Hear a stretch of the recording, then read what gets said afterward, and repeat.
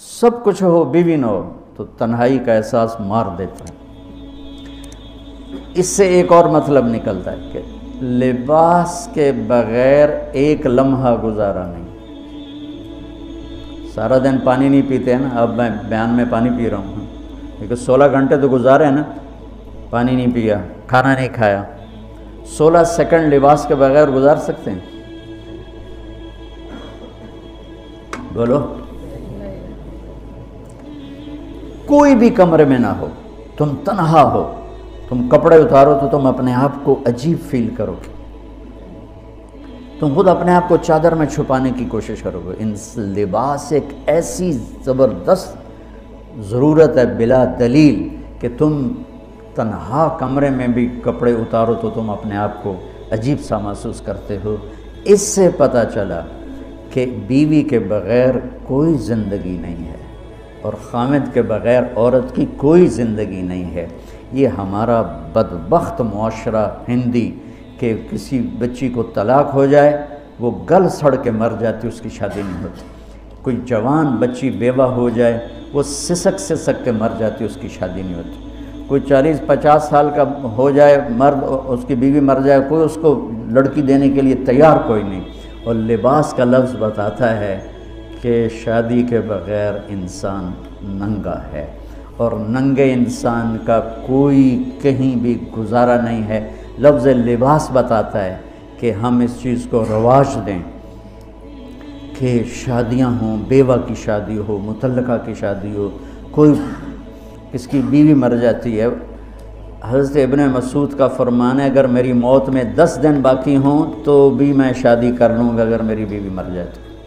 ابو ہریرہ کہتے ہیں اگر میری زندگی میں 7 دن باقی ہوں اور میری بیوی مر جائے تو میں 1 ہفتہ بھی شادی کے بغیر نہیں رہوں گا، میں شادی کر لوں گا۔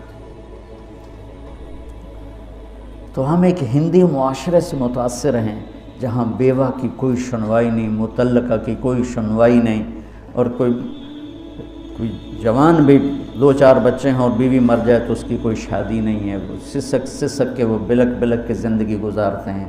ہم لوگ اس کو رواج دیں۔ لباس، لفظ لباس بتا رہا ہے کہ جیسے لباس کے بغیر ایک لمحہ آدمی چین سے نہیں بیٹھ سکتا، ایسے ہی اس رشتے کے بغیر زندگی میں کوئی خوبصورتی نہیں، کوئی حسن نہیں ہے۔ میں نے جیسے کہا لباس سب سے قریب ہے، تو اس کے بعد بیوی کا حق سب سے پہلے آ جاتا ہے۔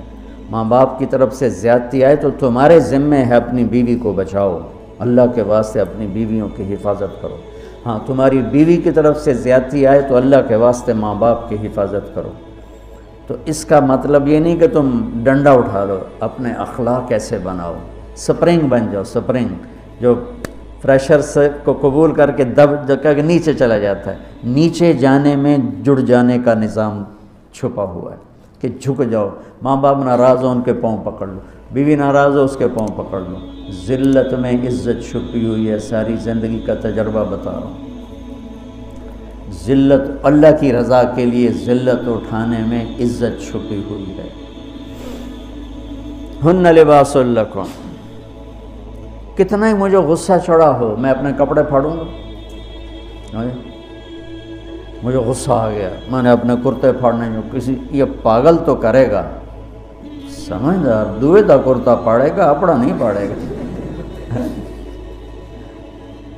اب مجھے بیوی پہ غصہ چڑھ گیا تو میرا لباس ہے، اس کو تار تار کر دوں، گالیاں دوں، تھپڑ ماروں، تو ایسے جیسے میں اپنے کرتے کو پھاڑ رہا اور اپنے کرتے کو تار تار کر رہا۔ بیوی کو غصہ چڑھے تو وہ اپنے کپڑے پھاڑتی ہیں۔ کپڑوں کے لیے کتنے حفاظتی نظام ہیں، الماریاں بنی ہوئی ہیں اور ہینگر بنے ہوئے ہیں، کریز خراب نہ ہو۔